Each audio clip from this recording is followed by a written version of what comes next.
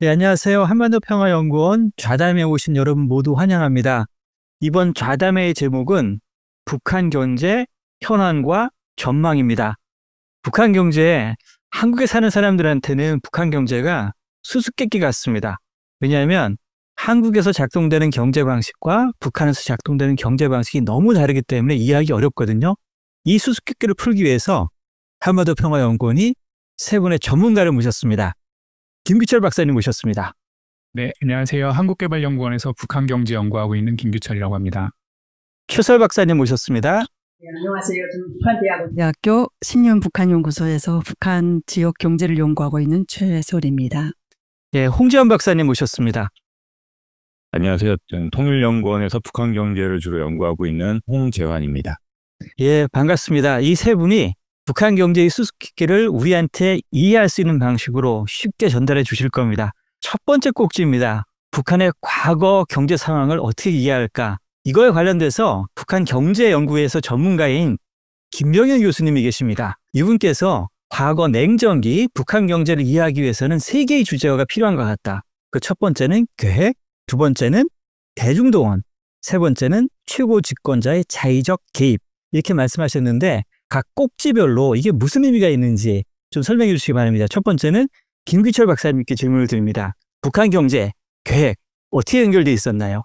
냉전 시기 우리가 1990년대 이제 소련이 해체되기 이전까지만 해도 북한 경제는 중앙 정부의 통제와 계획 하에서 운영되었다라고 이렇게 잘 알려져 있습니다. 이때 계획은 생산 수단을 어떻게 배분할 것인가, 그리고 생산량을 몇 개, 얼마나 생산할 것인가, 그리고 가격을 어떻게 결정할 것인가, 이런 것들을 중앙에서 각 기업에다가 하달을 한 것이죠. 이런 중앙 계획 경제가 장기적으로 한계를 가질 수밖에 없는 게, 우리와 같은 시장 경제에서는 각 기업이 알아서 가격과 몇 개를 만들지, 이 품질을 어떻게 할지를 시장에서 결정을 하는데, 수요와 공급의 원리라고 하죠. 북한에서는 이런 시장의 원리, 가격이 이제 시장에서 결정되는 것이 아니라 나라에서 이미 지정을 해주고 몇 개를 만들어라, 물량을 결정하게 합니다. 예를 들어서 신발 공장이라고 생각을 해보면, 신발 만드는 데 필요한 노동력이나 아니면 이제 전기, 아니면 자재 같은 거를 다 주고 신발 공장에 니네는 이제 100켤레를 만들어라고 하는 건데, 여러분들이 만약에 신발 공장의 지배인이다라고 하면 100켤레를 만드는데 이건 내가 나가서 경쟁할 필요도 없고 그냥 만든다 그러면 100개를 잘 만들 필요는 없는 거죠. 품질에 대해서 신경을 쓰지 않고 목표 100개를 만들면 된다라는 거에 집중하다 보니까 시장에서 경쟁할 필요도 없고요. 신발의 예만 든 건데 거의 모든 부분이 시장에서 경쟁하는 것이 아니라 중앙에서 계획으로 이루어지기 때문에 경쟁력이 점점 상실되고 장기적으로는 유지될 수 없는 구조다라고 생각이 듭니다. 이미 1990년대 고난의 행군 이전부터 식량 배급량이 줄어들었다든지 아니면 북한의 산업 생산이 많이 줄어들었다라는 얘기는 이제 1980년대부터도 이미 있었던 이야기입니다. 추가 질문 하나 드리고 싶은데요. 계획이 이와 같은 비효율을 낳는다. 그 사실을 북한 전문가들이 몰랐을까요? 어떤 식의 대응책이 그동안에 있었는지 궁금합니다. 이거에 대해서 모르는 거는 아니었을 것 같습니다. 시간이 지나면 지날수록 자기네들의 효율성이 떨어지고 있다는 것을 이해했고, 사실 이게 북한에서만 있는 거는 아니고 중앙계획 경제를 운영하고 있는 소련이나 다른 국가에서도 있었던 일인데, 몇 프로다 이렇게 말할 수는 없지만 일정 부분은 밑에서 성과를 제기할 때 우리가 이걸 다 제시했다라고 하는 측면을 위에서 그냥 받아들인 측면도 있고, 어떻게 보면 과대평가를 하는 거죠. 자기네들이 충분히 목표를 달성했다라고 하는 거고요. 그리고 이거는 장기적으로 여러 가지 측면에서 개혁 개방을 하려고 노력을 했었던 것 같습니다. 소련에서도 그렇고. 근데 이게 시장 경제로 완전히 돌이키기 전에는 근원적인 문제 해결은 안 됐을 거다. 그래서 소련도 그렇고 북한도 결국에는 1990년대 고난 행군 이후에 북한 당국이 핵심적으로 설정한 산업 이외에는 시장이 대부분 운영을 맡게 되면서 어느 정도 완화되어서 지금은 북한이 예전과 같은 전통 사회주의 경제냐라고 했을 때 그렇지 않다. 시장이 많은 부분을 담당하고 있다라고 하는 게 그런 이유인 것 같습니다. 예, 감사합니다. 홍재환 박사님, 북한 경제가 대중동원에 의존했었다라는 평가가 있는데 대중동원이 북한 경제에서 어떤 역할을 담당했는지 설명해 주시기 바랍니다. 대중동원이라는 거는 꼭 북한만의 현상은 아니고 사회주의 계획경제 체제가 일반적으로 행해왔던 일이다, 이렇게 말씀을 드릴 수 있을 것 같고요. 사회주의 계획경제 체제가 갖고 있는 장점 중에 하나가 생산요소 투입을 늘리는 데 유리하다는 것이 있습니다.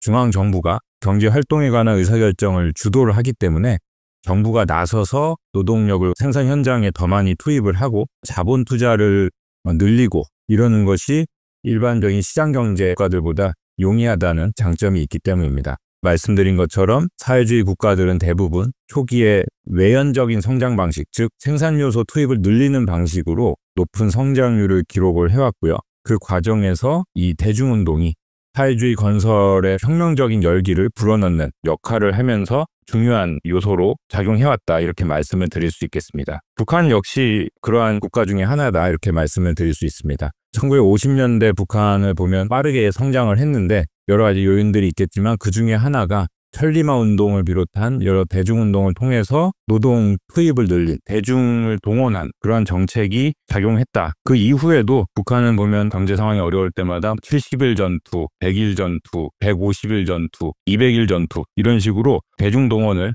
계속해서 추진을 해왔습니다. 이러한 사회주의에서의 대중동원이 앞서 말씀드린 것처럼 사회주의 건설 초기에는 긍정적인 역할을 할 수 있습니다. 주민들에게 새로운 사회를 건설하는 것에 대한 혁명적인 열기, 이런 것들을 불어넣음으로써 긍정적인 작용을 할 수 있는데, 문제는 이것이 지속 가능하냐, 그런 측면에서는 한계가 있는 것 같습니다. 정신적인 자극을 준다는 것이 단기적으로는 이제 효과가 발생할 수 있겠지만 지속 가능한지에 대해서는 회의적일 수밖에 없고요. 예, 감사합니다. 최설 박사님, 북한 경제에서 최고 집권자의 자의적 개입이 북한 경제를 어렵게 만든 요인 중에 하나다라고 이제 그런 주장이 있는데, 최고 집권자의 자의적 개입, 북한 경제, 둘의 관계가 어떤지 설명해 주시기 바랍니다. 네, 쉬운 질문이면서도 너무 무거운 질문인 것 같습니다. 최고 집권자의 자의적 개입이 북한 경제에 어떤 영향을 끼쳤냐, 긍정적인 부분도 없지 않아 있겠지만 북한 경제가 침체되고 있다는 측면에서 부정적인 사례를 하나 든다면요. 제가 살았던 고향이 평안남도 순천시입니다. 1983년도 순천에 연간 10만 톤 규모의 비나른 공장이 착공을 하게 됩니다. 김일성이 발기였습니다. 연간 10만 톤 규모의 비나른이 생산되면 거기서 미탄올도 생산되고 화공업 제품도 생산되므로 경공업 발전으로 이어진다. 그러면 인민생활 향상이 이루어질 게 아니냐. 과학자들이 많이 반대했던 것으로 제가 알고 있는데요. 이 비나른은 어떤 기술에 근거하고 있냐면 속해속과 속탄에 의한 비난론 생산 주체 비난론입니다. 이승기 박사가 연구한 것이고요. 이 비난론을 산소열법에 의한 기술로 생산한다는 기술에 근거해서 도입한 공장이었지만 중간 실험 공장이 없이 이걸 대규모로 하는 경우에는 실패한다.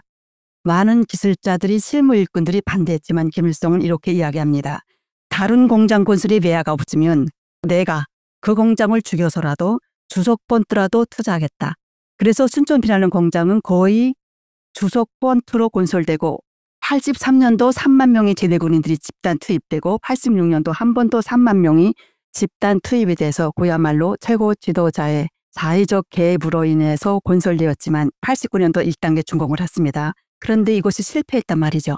한 달도 못 가서 이게 산소열법에 의한 비난론 생산, 카바이트 생산이 현실적으로 불가능합니다.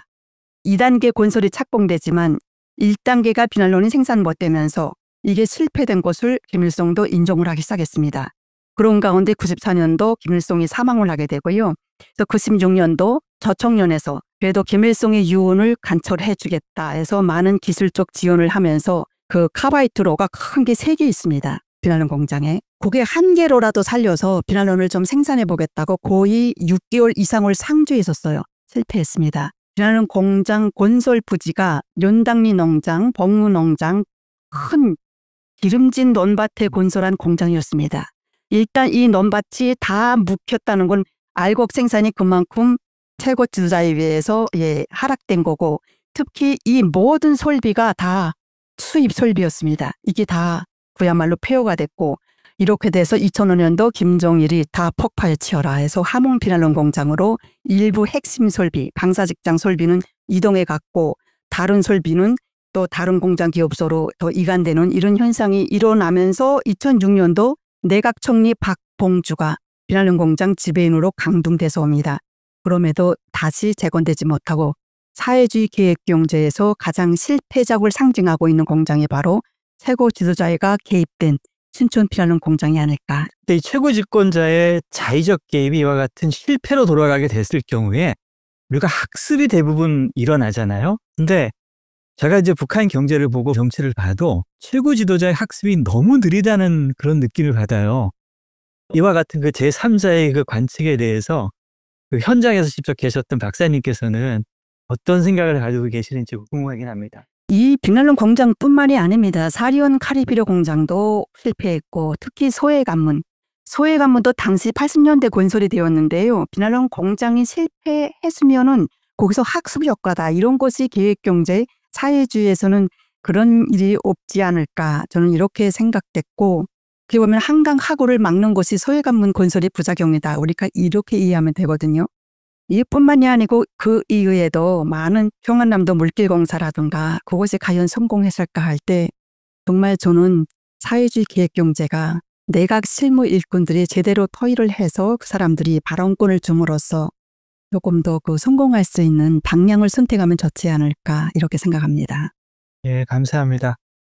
그 북한 경제가 냉전기에는 그래도 살아갈 수 있었던 방법이 과거 사회주의 국가와의 구상무역 혹은 사회주의 국가로부터 원조가 있었기 때문에 가능했다는 평가가 있거든요.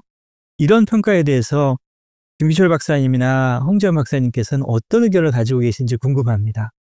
사회주의권과의 이제 구상무역이나 아니면 이제 원조가 얼마나 중요한 역할을 했는가에 대해서는 사실 소련이 이제 해체되기 전 90년대 초반, 91년 이전까지만 해도 북한이 이제 원유를 어디로부터 도입하는가 이걸 보면 명확하게 알 수 있는데 북한은 이제 우리나라처럼 당연히 원유 산유국이 아니기 때문에 원유는 당연히 외부로부터 무조건 들여와야 됩니다. 90년대 이전까지만 해도 북한이 들여왔던 원유의 거의 상당 부분은 소련으로부터 들여왔고 학자들마다 의견이 분분하긴 합니다만 그 원유를 무상으로 들여왔다. 그런 얘기들이 있거든요. 소련이 이제 해체되고 나서는 북한의 원유 도입량이 엄청 줄었고 이제 소련도 달러나 아니면 화폐로 제값을 주고 시장 가격으로 사야 된다라고 해서 이제 그 원유 도입량이 줄었는데 이런 북한에서 생산할 수 없는 원유의 사례만 봐도 대부분 이제 중동이나 아니면 러시아 그 당시 소련으로부터 들여왔고요. 지금도 북한의 많은 기계 설비들이 소련의 기술을 많이 차용했다고 합니다. 그래서 지금도 여전히 중국 말고도 이제 러시아로부터 기계를 계속 고수해야 된다 이런 얘기가 있을 정도로 벌써 이제 한 30-40년 지났는데도 소련의 기술이 여전히 활용되고 있다 이런 얘기가 있고요. 그리고 지금보다 훨씬 더 그 당시는 이제 블록화돼 있었잖아요. 그러니까 사회주의권은 사회주의권끼리만 거의 무역을 했었는데 1980년대까지만 해도 북한 무역의 한 60에서 70%는 소련이었고 거의 뭐 대부분의 무역이 사회주의권 국가로부터 되었다라고 알려져 있습니다. 예, 감사합니다. 홍지연 박사님, 혹시 과거 북한 경제를 이해하는 데 있어서 빠뜨린 부분, 정말 중요한 부분이 뭐 하나 있다면 좀 말씀해 주시기 바랍니다. 앞서 이제 김유현 교수님이 말씀하신 계획, 대중동원 그리고 최고 집권자의 자의적 개입 이걸로도 상당 부분 설명이 될 수 있을 것 같고요. 자립경제 지향이라는 부분도 좀 중요하지 않았나라는 생각이 듭니다. 북한은 자위들이 갖고 있는 원자재라든지 이런 것들을 최대한 활용을 해서 경제를 운영을 하려고 시도들을 장기간 계속 해왔는데 이것이 결국에는 세계 경제의 흐름에서 뒤떨어지게 되는 주요한 요인 중에 하나이지 않나 이렇게 생각이 듭니다. 대표적인 예로 우리나라를 비롯해서 많은 국가들은 석유를 이용해서 여러 가지 이제 화학 제품들을 생산하는 그러한 산업을 발전시켜 왔다면 북한은 장기간에 걸쳐서 석유가 아니라 석탄화학 산업을 발전시키려고 시도를 해왔습니다. 근데 이 석탄화학 같은 경우에는 과거에 일부 국가들이 시도를 해왔지만 한동안 발전하지 못했었고요. 대부분의 국가들이 그걸 이제 포기를 해서 그러다 이제 최근에 중국을 비롯한 국가들에서 석탄화학 쪽의 발전이 조금 나타나고 있는 것으로 알려져 있는데 그 공백기 동안에도 북한은 계속해서 석탄화학을 추구를 하다 보니까 세계 경제의 발전 흐름 속에서 좀 밀려나 있는 그런 모습들을 확인을 할 수가 있는데 이를 비롯해서 여러 가지 측면에서 자립경제를 지향해온 것이 많은 부작용을 낳고 있지 않나 그렇게 말씀드릴 수 있을 것 같습니다. 제가 좀 덧붙인다면요. 북한 경제를 이해하는 데서 저는 꼬물줄 통계도 무시할 수 없지 않냐. 기업에서는 생산률을 부풀려서 보고하고 왜? 생산 계획을 못하면 간부의 강성평가가 잘 안 되기 때문에 반면 또 농업 부분에서는 정보당 알곡 생산률을 많이 생산해서 줄여서 보고하고 거물줄 통계로 인해서 경제 계획에서 소비와 생산이 잘 맞물리지 않는 이런 것도 사회주의 계획경제 특징이 아닐까 생각됩니다. 자, 이제 그러면 과거 북한 경제에서 현재 북한의 경제로 오는 중간의 징검다리인 1990년대를 한번 보고 싶습니다. 냉전이 종식 전후를 해서 대부분의 사회주의 국가는 세계 경제로 편입됐습니다. 사실상 쿠바를 제외하고 모든 사회주의 국가가 세계 경제로 편입됐고, 쿠바가 세계 경제에 편입되지 않은 이유는 쿠바는 하고 싶은데 미국이 반대했기 때문이라고 말할 수 있을 것 같습니다. 그러면 질문을 좀 드리고 싶어요. 홍재원 박사님, 북한이 세계 경제망으로 들어온 시점이 무척이나 늦습니다. 왜 늦었는지 궁금합니다. 혹시 북한이 상황이 좋았기 때문일까? 아니면 이거 경제 개방했다고는 북한의 국내 정치적 불안이 생기기 때문에 걱정이었을까? 무엇 때문에 이렇게 늦었다고 생각하시는지요? 예, 그 전에 세계 경제망으로 편입을 시도했던 부분부터 조금 말씀을 드리면 좋을 것 같습니다. 1970년대 보면은 프랑스, 독일, 영국 이런 서방 국가들하고 경제 관계를 확대하려고 하는 그런 시도를 북한이 한 적이 있는데요. 그 당시에 나타나고 있던 자본주의 국가들과 사회주의 국가들 간의 그 관계 개선 움직임, 이러한 흐름에 맞물려서 일어났다고 볼 수 있겠습니다. 이른바 동서 대탕트라고 하는 그런 움직임 속에서 이루어졌었고요. 그리고 이제 또 하나는 당시에 북한 경제가 남한에 비해서 이제 뒤처지기 시작하는 등 1960년대부터 경제 상황이 계속해서 안 좋아지고 있던, 역시 북한이 서방과의 관계 개선에 나섰던 하나의 배경이라고 할 수 있겠는데요.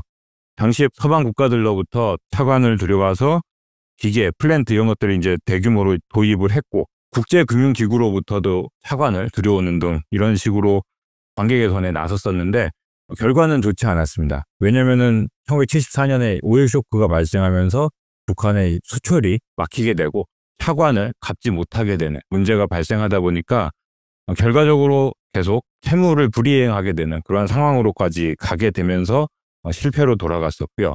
그 이후에 또 보면 1984년에 북한이 합병법을 제정을 했습니다. 외국인의 직접 투자 그리고 합작 투자를 허용한다는 것이었는데, 아마도 차관을 들여오는 게 어려워지니까 그 대안으로 이러한 시도들을 했던 것이 아닌가 싶습니다. 근데 당시에도 또 성공하지 못했었습니다. 왜냐면은 별로 투자할 생각들이 각국들이 갖고 있지 않았고, 그나마 이제 조총련 쪽에서 일부 좀 투자가 이루어진 것 외에는 거의 투자가 이루어지지 못했고요.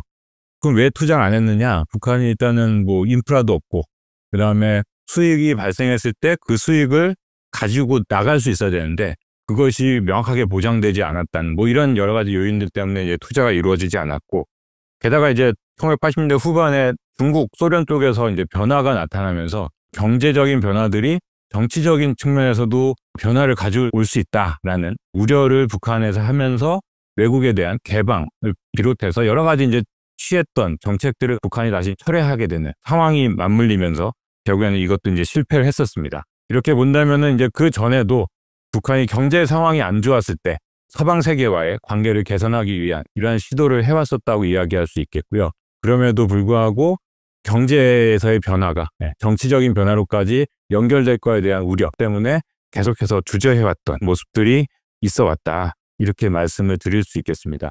결국에는 정치적인 변화에 대한 우려, 이런 것들이 북한의 그 국제사회로의 또는 세계 경제망으로의 편입을 늦추는 그런 주된 요인이지 않았나, 이렇게 말씀드릴 수 있겠습니다.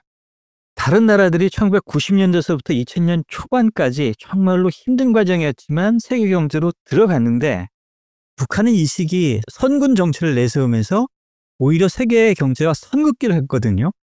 근데 이 시기 북한이 어떻게 생존했는지가 상당히 궁금합니다. 우리가 말하기에 대량 아사가 발생을 했었고 북한 경제가 정말 어렵다는 걸 알고 있는데, 거시적으로 북한이 어떻게 살았고 그 거시적인 그 구조 안에 있던 북한 주민들은 어떻게 생존했는지 최설 박사님 부탁드립니다. 제가 그때 20대 후반이었습니다. 북한 주민 기업 실무 일꾼들은 어떻게 그때 자력갱생을 했을까? 이 부분은 제가 사례를 들어 말씀 못 드리겠지만, 제가 있었던 평안남도 사례를 들면 90년대 초에 닥터에 무역국이 처음으로 설치가 됩니다. 이게 왜 설치가 되냐면 91년도 냉전 시대가 종식되면서 김일성이 이렇게 이야기합니다.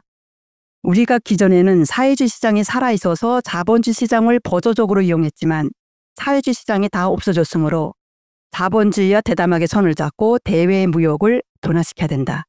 옆에서 황 박사님 말씀하신 여러 가지 법 지정이 나오는데요. 거기서 가장 대표적인 거는 국가가 주도로 했던 이 무역 권한을 지방으로 이관을 하게 됩니다. 각 기업소에도 수출할 권한만 있으면 너네가 알아서 수출해서 식량을 마련하라. 그래서 외화벌이 사업소가 나옵니다. 이 외화벌이 사업소가 95년도 김일성 사후 식량을 해결할 수 있는 루트가 되죠. 이게 바로 쌀실입니다.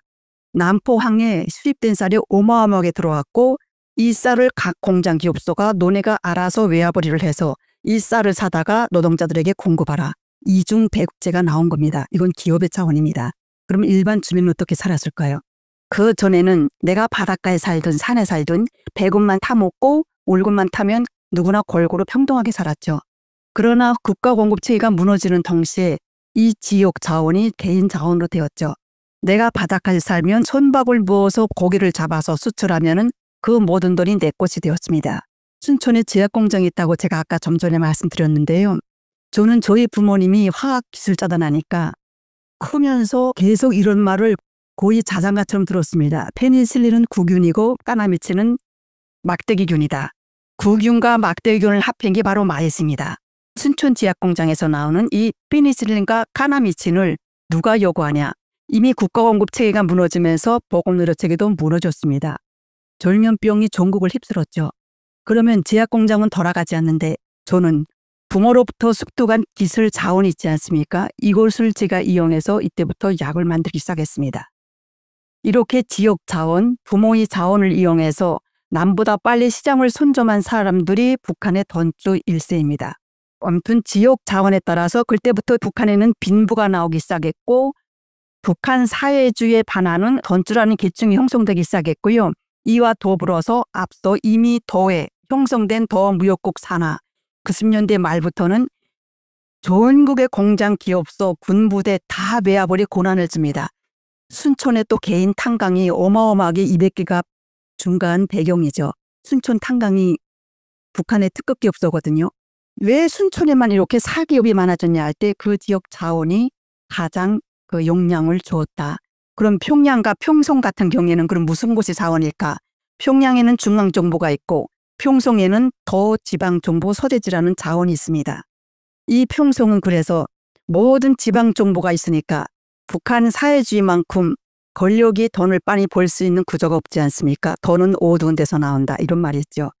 어떻게 보면은 비리식이 가장 많은 곳의 간부들인데요. 이것은 무슨 말하면 평양과 평성이 북한에서 제2금융도시로 될 수밖에 없는 자원이었다. 그래서 평성은 전국의 도매 시장으로 될 수 있는 자원이 되었고 교통도 물론은 안 받침되겠지만 가장 큰 자원은 저는 지역 자원으로 보고요. 평양도 역시 모든 무역 수출이 와크를 허용해주는 중앙정부 기관이 있기 때문에 이걸 한번 고토를 받는데 어마어마한 달러가 오고 가기 때문에 평양이 가장 돈이 많은 제1금융도시라면은 제2금융도시는 북한의 교역의 80% 이상을 차지하는 신의주, 제3금융도시가 평성, 그 다음에 청진 이런 순서로 가서 어떻게 살아남았을까 할 때 제도적 조건이 일단 마련되었고 무역 분권화라는 이것이 그래도 영향을 주었다. 그 다음엔 지역 자원이 작용을 하였고 각 사람마다 자랐던 그 개인의 가정 환경 이것이 북한이 생존할 수 있었던 장마당 혁명이 아닐까 이렇게 생각됩니다. 그 2010년 이전까지로 돌아가 보면 그래도 북한이 뭔가 밖에 팔았을 때 세계 시장에서 매력적인 제품들이 있었잖아요. 송이버섯일 수도 있고 그런 것을 팔아가지고서 북한 내로 자원이 들어와서 그것이 충분히 북한 주민들을 먹을 정도가 됐었던 건가요? 예, 송이버섯하고 게가죽 이거는 70년대부터 군중외화벌이 김정은이 후계자로 등장하면서 수령 경제가 따로 생기지 않았습니까? 그때 39설이 등장했고 이거하고는 좀 차원이 다릅니다. 이때는 배급을 줄 때입니다. 이거는 김정일이가 전국 어린이들에게 선물을 준다 이런 명분을 내세워서 외화벌이를 했고요. 그래서 그때부터 저는 내각 경제가 삐걱대기 시작했다. 그리고 90년대 이후 배급제가 무너지고 고위 자재 공급 체계도 무너졌을 때의 이런 외화벌이 체계는 또 다른데 중국에서 석탄 수요가 어느 정도만 한다면 설비와 식량을 선투자해서 왜? 물량을 확보해야 되기 때문에 중국은 갑자기 급성장을 하자니까 에너지난이 들었습니다. 에너지난에 필요한 게 바로 석탄이었는데 석탄 수입 기준이 6,500칼로리 이상의 무연탄이었습니다. 유연탄이 아니고 그 무연탄이 바로 순천에도 있었고 개천에도 있었고 독천에도 있었죠. 왜 순천인가 할 때 교통이 좋았습니다. 남포항과 순천은 직선 도로가 구축되어 있었는데요. 70년대 김일성이 순천 피날론 공장, 순천 시멘트 연합기업소 연간 300만 톤을 건설합니다. 이걸 왜 건설하냐면 북한 인구가 1년 소비할 식량이 350만 톤인데 연간 300만 톤 시멘트를 생산하면 이걸 수출하면은 이것만 수출해서도 식량을 해결할 수 있다. 순천에 속해서 속탕이 어마어마하거든요. 이렇게 계산해서 시멘트 공장을 건설하면서 시멘트 공장부터 남포항까지 수출 고속도로를 뽑았습니다. 이게 시장 경제로 들어서면서 거의 자본주의로 가는 직항로로 이용이 돼서 순천이 그야말로 다른 도시보다는 행운의 기회를 맞았고 석탄 수출의 도시로 되면서 그야말로 눈뜬 사람은 다 석탄 생산에 들어섰고 또 석탄 개인 탄광이 많아지면 자연히 뭐가 생깁니까? 노동시장이 생기죠. 지역 주민들에게 일자리를 창출했고 지역 주민들은 그러니까 어디 가서 전국 일대 꽃제비가 상당히 많았습니다. 순천에 오면은 꽃제비도 이팝은 먹는다. 이 말이 그래서 나온 겁니다. 네, 이렇게 제가 순천 자랑을 좀 두서없이 했네요. 네. 예, 그 한국과 중국과의 관계, 그다음에 중국과 북한과의 관계를 보면서 중국의 경제 성장이 우리한테도 엄청난 기회였지만 마찬가지로 북한한테도 무연탄을 수출할 수 있는 아주 중요한 기회였다는 것을 지금 확인할 수 있었습니다.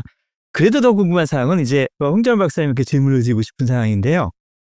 2010년쯤이 되면 북한의 노동력을 이용하는 산업들이 엄청나게 발전하기 시작하고 그리고 이 통계를 믿을 수 있을지 모르겠지만 2015년 말쯤이 되면 전 세계에서 생산된 의류의 한 10% 정도가 북한에서 생산될 정도였다라고 하는 약간 과장스러운 이 통계 자료도 있는데 도대체 북한이 왜 그렇게 노동력이 전 세계 시장의 관점에서 봤을 때 왜 이렇게 매력적인지 좀 설명해 주시기 바랍니다. 세계은행에서 전 세계 국가들의 소득 수준을 가지고 이제 뭐 크게 4가지로 분류를 하는데 북한은 1998년부터인가요? 계속해서 저소득 국가에 속해 있습니다. 그런데 북한의 교육 수준은 저소득 국가들의 평균적인 수준을 훨씬 뛰어넘고요. 물론 이제 뭐 북한이 사회주의적인 것들을 가르치고 이런 이제 문제가 있다는 건 뭐 다 알려져 있긴 한데 마찬가지로 뭐 개발도상국들, 그러니까 저소득 국가나 중하위 소득 국가들은 대체로 뭐 교육의 어떤 질적인 측면에서 비슷한 문제들을 안고 있기 때문에 전체적으로 봤을 때 북한은 소득 수준에 비해서 교육 수준이 굉장히 좋다. 이렇게 이제 말씀을 드릴 수 있고 교육 수준이 높다는 거는 당연히 어떤 생산성 측면에서 다른 저소득 국가에 비해서 비교 우위를 갖고 있다. 이렇게도 말씀을 드릴 수 있고요. 또 하나는 이제 임금 경쟁력 측면인데요. 최근에 이제 개성공단이 작동을 안 하고 있기 때문에 2015년 상황을 좀 비교를 해보면 아시아의 주요 도시들과 개성공단의 이제 임금을 비교를 해본 그런 이제 연구를 보면은 당시 이제 캄보디아, 그다음에 미얀마 이런 나라들하고 좀 비슷한 수준이었습니다. 10년 가까이 흐르는 사이에 동남아시아 지역 국가들의 임금 수준이 상당히 빠르게 이제 올라갔고요. 그렇다고 본다면은 북한이 지금도 상당한 임금 경쟁력을 갖고 있지 않을까 이렇게 생각을 해볼 수가 있고 특히나 이제 개성공단 같은 경우에는 북한에서도 임금 수준이 높은 편에 속합니다. 우리로 치면 굉장히 낮은 임금이지만 북한으로 치면 비교적 높은 수준의 임금을 줬기 때문에 다른 지역에 비해서 분명히 이제 임금 수준이 높았고 그걸 감안한다면 북한의 어떤 임금 경쟁력이라는 것은 상당히 갖고 있다. 소득 수준에 비해서 교육 수준도 높고 임금도 저렴한 이러한 상황이기 때문에 그리고 인구도 그렇게 막 아주 적은 편도 아니고요. 2,500만 정도니까요. 그러한 측면에서 북한이 노동력 측면에서 나름의 비교 우위를 확보하고 있는 것이 아닌가 이렇게 평가할 수 있을 것 같습니다. 알겠습니다. 그래서 북한 경제가 이제 1990년대 결국 가서는 석탄 수출을 시작하면서 살 길을 찾기 시작했고 2010년대쯤 들어오게 되면 노동력을 활용한 세계 분업 체제에 들어왔는데 이게 결국 북한의 핵무기 보유 때문에 완전히 퇴출되지 않았습니까? 그래서 그 핵 보유 그 위에 일어난 대북 제재 그리고 그것이 북한 경제에 미친 영향을 김기철 박사님께서 좀 설명해 주시기 바랍니다. 대북 제재가 이제 실효성이 있느냐에 대한 얘기는 뭐 아직까지도 좀 의견이 좀 다양할 수도 있는 것 같습니다. 이제 먼저 이제 경제적인 측면만 저는 볼게요. 이 뭐 대북 제재는 결국 최종 목표가 핵과 미사일을 북한이 포기하게 하는 것인데 우리가 중간 단계로서 북한 경제에 영향을 미쳤느냐 이거에 대해서는 먼저 이제 실효성이 있다라는 의견, 정황 증거로는 2019년 2월 하노이 북미 정상회담에서 김정은 위원장이 이제 트럼프 대통령에게 요구한 것이 일반적으로는 예상하기로는 체제 안전 보장일 줄 알았는데 그게 아니라 제재 해제해달라라는 걸 봐서 그걸 거꾸로 생각해 보면 대북 제재가 북한 경제에 얼마나 뼈아프게 작용하고 있는가를 이제 볼 수 있다, 이렇게 주장하시는 분도 있고, 우리가 쉽게 생각할 수 있는 것 중에 하나가 대북 제재가 이제 북한 무역을 완전히 망가뜨렸다. 그래서 북한의 수출이 90% 가까이 줄었고, 뭐 대북 제재가 금지한 수입 품목들이 거의 대부분 들어가지 않는다. 이런 것들을 통해서 대북 제재는 북한 경제에 영향을 주고 있다라는 근거가 있고요. 근데 실효성이 없다, 대북 제재가 북한 경제에 영향이 없다라는 의견에 대한 근거로는 이제 우리가 관찰할 수 있는 북한 경제의 이제 안정성이라고 할 수 있는 쌀 가격, 그다음에 환율, 그다음에 경유나 휘발유 가격이 제재 이후에도 크게 변하지 않았다라는 얘기도 있고요. 또 이제 북한 내부에 있는 소식을 전하는 전문 뉴스가 있는데 거기에서 보면 제재 이후에 북한 주민이 별로 크게 체감하기에 경제 상황이 나빠지지 않았다, 이런 이제 사례들을 통해서 대북 제재가 별로 실효성이 없는 거 아니냐 북한 경제에, 그런 얘기가 있습니다. 근데 저는 개인적으로 대북 제재가 이제 북한 경제에 미치는 영향이 이제 분야별로 좀 당연히 시차가 있을 수 있다고 생각합니다.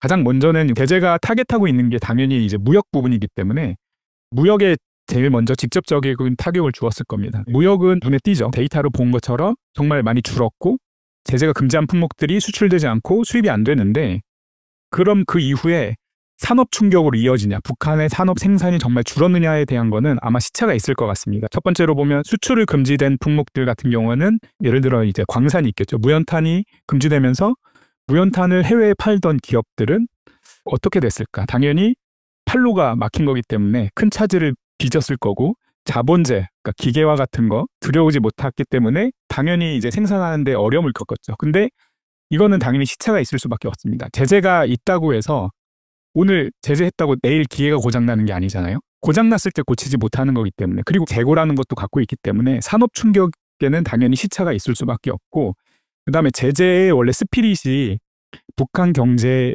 결국에 외화 들어가는 거, 그다음에 핵과 미사일과 관련된 무기 제품을 생산하는 데 타격을 주기 위한 것이지 북한 주민의 민생에 직접적으로 관련되어 있는 뭐 쌀이나 아니면 일반 식료품을 수입하는 데는 전혀 제재를 하고 있지 않거든요. 그러니까 북한 주민이 실제로 소비하고 있는 제품들의 수입은 제재 이후에도 크게 줄지 않았습니다.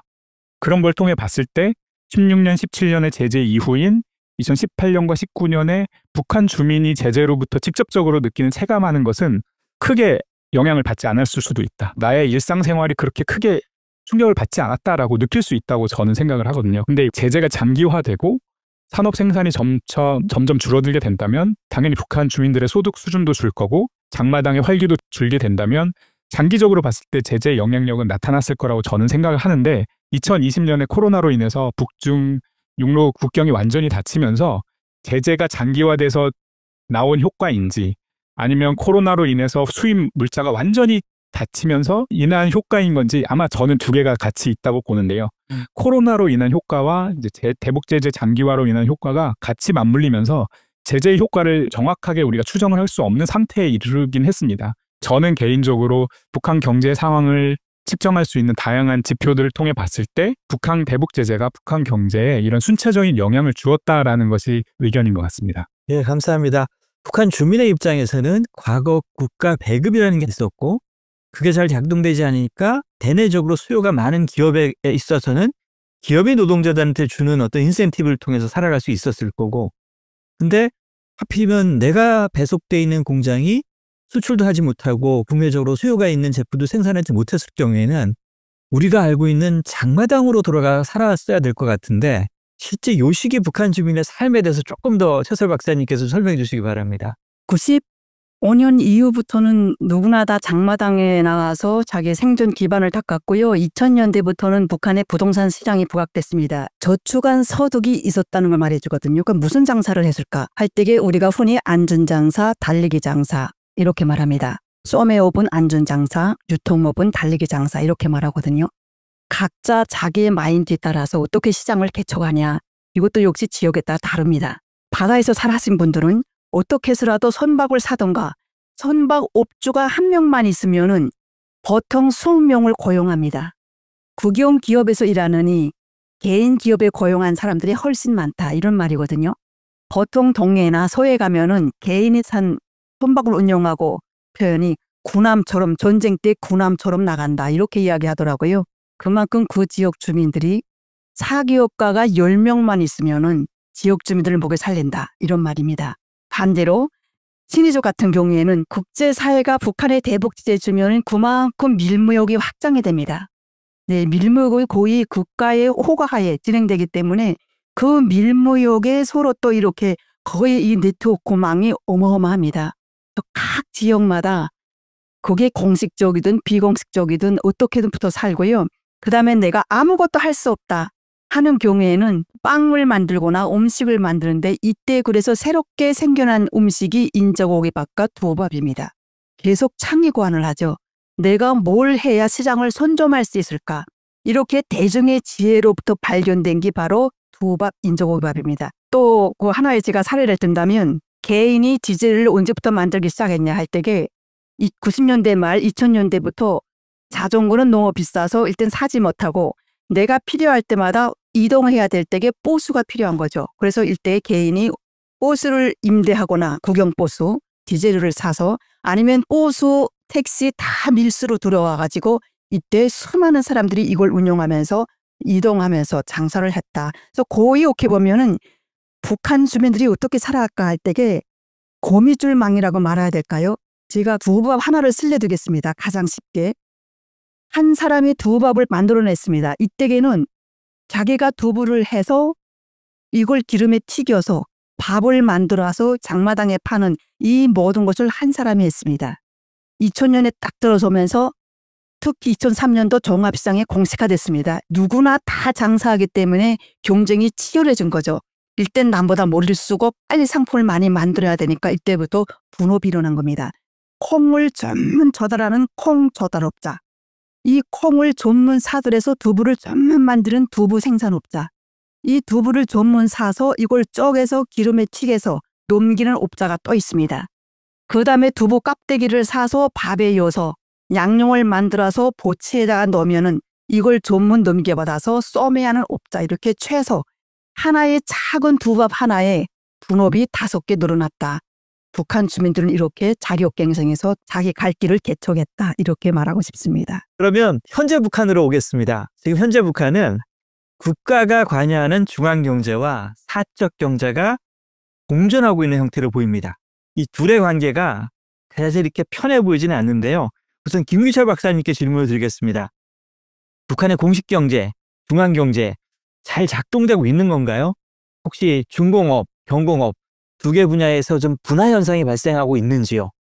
사실 이제 북한 경제에서 이제 국가와 시장의 비중이 딱 몇 대 몇이다 자료가 부족하기 때문에 수치화해서 말씀드리기는 좀 어려울 것 같고요. 다만 우리가 이제 탈북자분들 이제 서베이를 통해서 하는 방법이 2가지가 있는데 첫 번째는 본인의 가구 소득 중에 시장으로부터 오는 게 얼마냐 그렇게 계산하는 방법이 있고 시장에 참여한 경험이 있느냐 그런 분들이 전체 탈북자분들의 몇 %냐 이렇게 2가지 방법으로 매저가 있는데 시기에 따라 다르고 질문지에 따라 다르지만 한 50% 이상에서 최대 많은 연구는 한 90% 가까이 되는 걸로 알려져 있습니다. 그래서 이거는 이제 물론 이제 탈북자분들이라는 이제 샘플 편향에서 오는 거죠. 대부분 여성이고 국경지대에서 많이 온다라는 샘플을 감안해서 봐도 여전히 시장의 부분이 상당히 북한 경제의 중요한 부분이 됐다라는 거는 모두가 동의하는 것 같습니다. 근데 여전히 아까 말씀하신 것처럼 북한 당국이 통제하고 있는 부분은 아주 중요하다고 봅니다. 우리가 가장 파악하기 어려운 게 군수 분야의 경제 같은 거, 그다음에 중화학공업 같은 경우는 대부분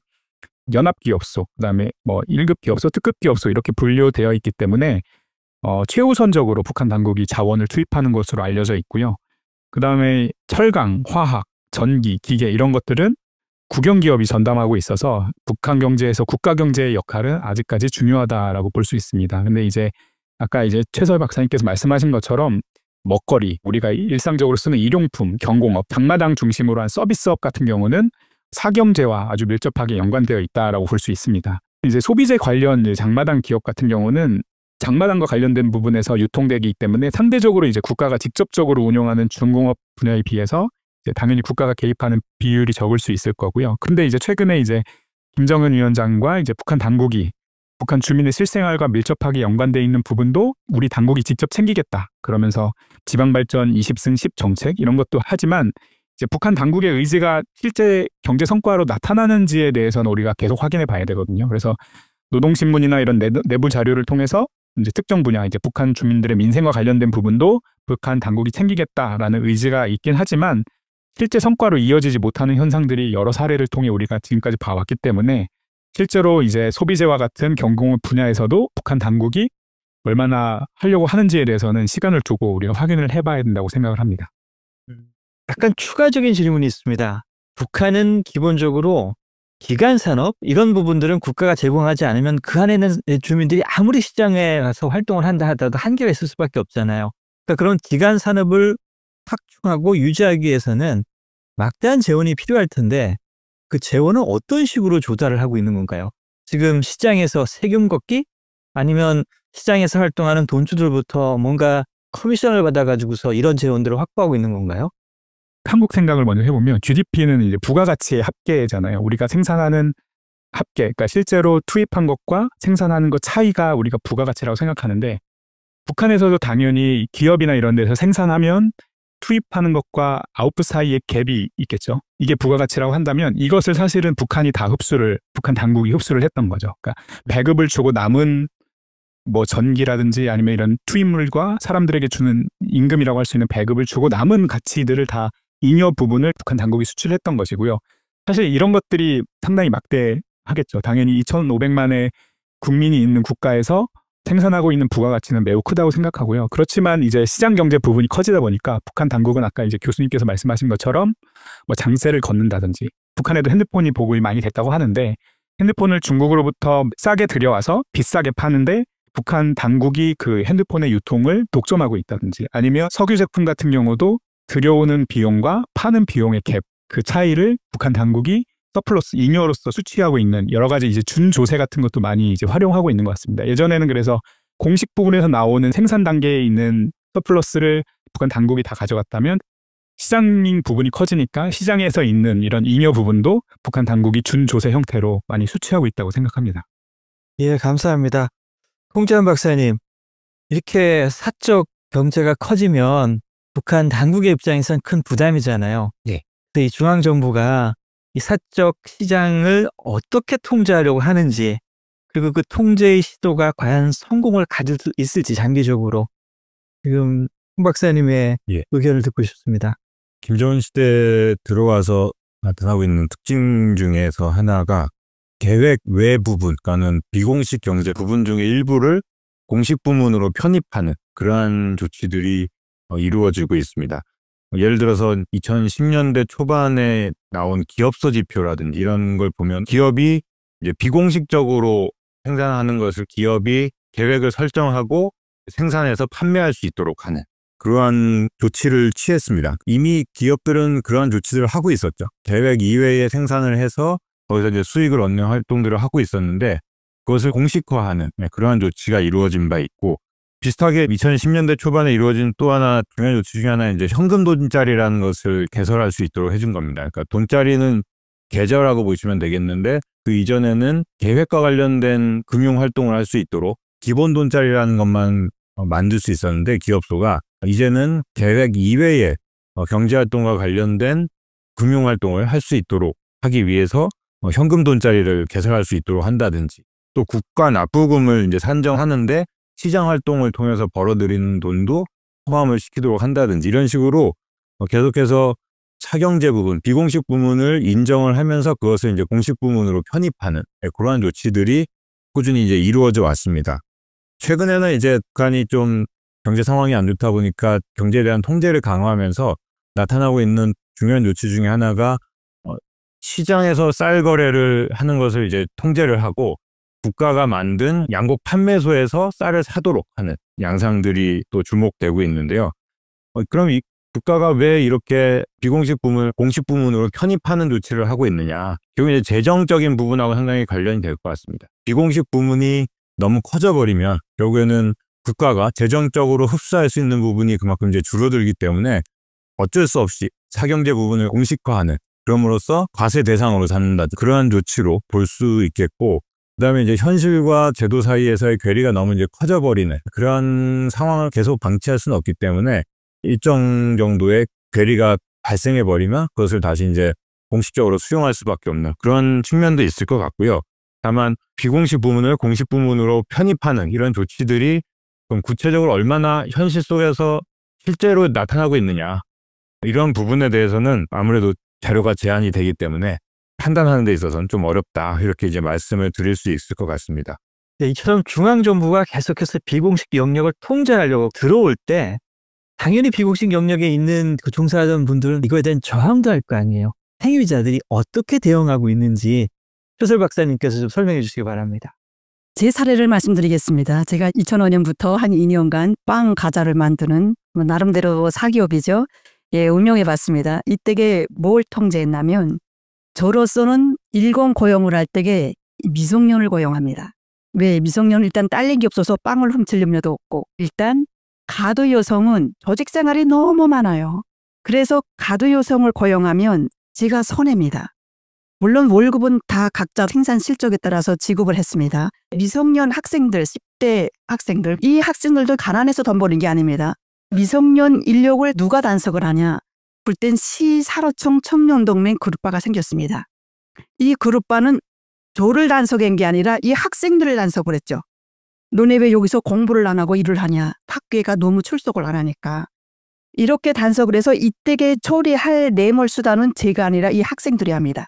그런데 화구당번 있지 않습니까? 빵을 만들려면 오븐 롤을 이렇게 요를 포장해야 되거든요. 이게 보일러가 있어요. 그걸 남자를 고용하거든요. 이게 당원입니다.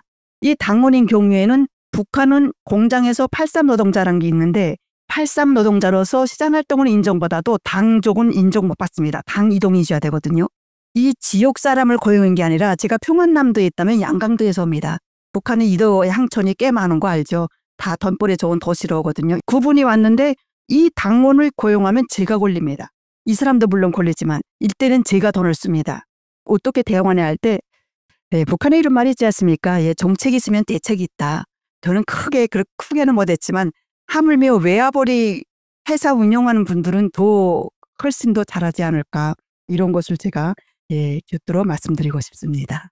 다음번에는 조금 이제 구체적인 질문인데요. 북한 경제와 관련된 통계도 잡기 어렵고 북한 경제 파악하기 정말 어려운데 그래서 홍재훈 박사님께 질문을 드리도록 할게요. 북한의 경제 성장률 추정 어떻게 하는지요? 그리고 요즘 추이를 봤을 때 어느 정도로 좀 좋은 상황인지 나쁜 상황인지 좀 궁금합니다. 공식적인 경제가 어느 정도 차지하고 그다음에 그 사적 경제가 어느 정도 차지하는지 좀 답을 좀 주셨으면 좋겠습니다. 예. 보통 국가들은 대부분 자국의 경제 성장률을 자체적으로 발표를 합니다. 근데 북한 같은 경우에는 수십 년째 지금 발표를 안 하고 있고요. 결국에는 어쩔 수 없이 이제 외부에서 그것을 이제 추정을 해야 되는데 추정할 수 있는 근거 자료도 외부에 잘 공개가 되지 않기 때문에 북한의 경제 규모, 그다음에 성장률 이런 것들을 추정하는 것은 굉장히 어려운 일이다. 그러다 보니까 추정 결과에 대해서도 늘 논란이 끊이지 않는데 그렇지만 우리나라 학자들이 많이 쓰는 통계는 역시 한국은행 발표치라고 말씀을 드릴 수 있을 것 같습니다. 한국은행에서 특수기관에 자료를 제공을 받고 해가지고 만드는 통계라고 생각을 하시면 될 것 같고요. 한국은행의 통계를 가지고 말씀드리자면 2017년, 18년 그리고 20년에는 마이너스 3에서 마이너스 4% 정도의 성장을 했습니다. 경제 규모가 작아진 것이죠. 이것은 2017년, 18년 같은 경우에는 대북 제재가 그때 막 강화되고 있었기 때문에 수출이 중단되고 수입이 제한되고 이런 일련의 조치들이 이루어지면서 그 타격으로 이렇게 마이너스 성장을 했다. 이렇게 볼 수 있겠고요. 2020년 같은 경우에는 코로나 때문에 북한이 국경공세를 한 조치, 그로 인해서 국내적으로도 이동이 많이 이제 위축이 됐었고, 그 다음에 무역 자체도 거의 이제 중단이 되다 보니까 그 여파가 컸다 이렇게 말씀드릴 수 있겠고요. 반면에 2019년, 2021년, 22년에는 플러스 마이너스 0.몇 %, 그러니까 거의 뭐 정체했다고 볼 수 있겠죠. 그렇게 말씀을 드릴 수 있습니다. 경제 규모가 위축되다가 정체하다가 또 위축됐다 정체했다 이렇게 가다가 2023년 같은 경우에는 한국은행 발표치가 3.1% 성장으로 나타나고 있습니다. 그럼 왜 갑자기 제재 하에서 북한 경제가 성장을 했느냐? 이거는 역시 코로나 팬데믹하고도 관련이 있다고 볼 수 있습니다. 2022년 8월 정도부터 이제 북한이 국경 봉쇄를 이제 점차 해제해가는 일련의 조치들을 취했고, 이제 그러다 보니까 이제 무역이 늘어났고요. 무역이 늘어나면서 그 여파로 북한 내에서의 생산도 증대되어 왔다. 이렇게 말씀을 드릴 수 있겠습니다.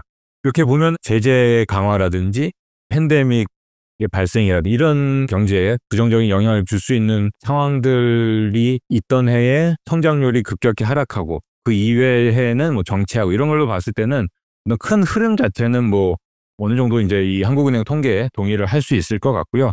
다만 마이너스 3.5% 성장을 했다 했을 때 그냥 그것이 얼마나 정확한 수치냐, 이거에 대해서는 우리가 정확하다 아니다, 이걸 이제 단정 짓기는 굉장히 어려운 문제다, 이렇게 판단을 할 수 있을 것 같습니다. 그리고 이제 경제 규모 같은 경우에는 역시 이제 한국은행이 추계한 거에 따르면 대략 우리나라 경제 규모만 놓고만 한 60분의 1 혹은 그 이하로 보시면 되겠고요. 북한 인구가 우리나라 인구의 반이니까 1인당 소득으로 따진다면 한 30분의 1 정도라고 추정을 하시면 될 것 같습니다. 이렇게 보실 수 있겠고, 마지막으로 타경제 규모 어느 정도가 되겠느냐라고 이제 질문 주셨는데, 아까 김철 박사님도 말씀하셨지만은 이건 이제 추정에 따라서 굉장히 차이가 크고요.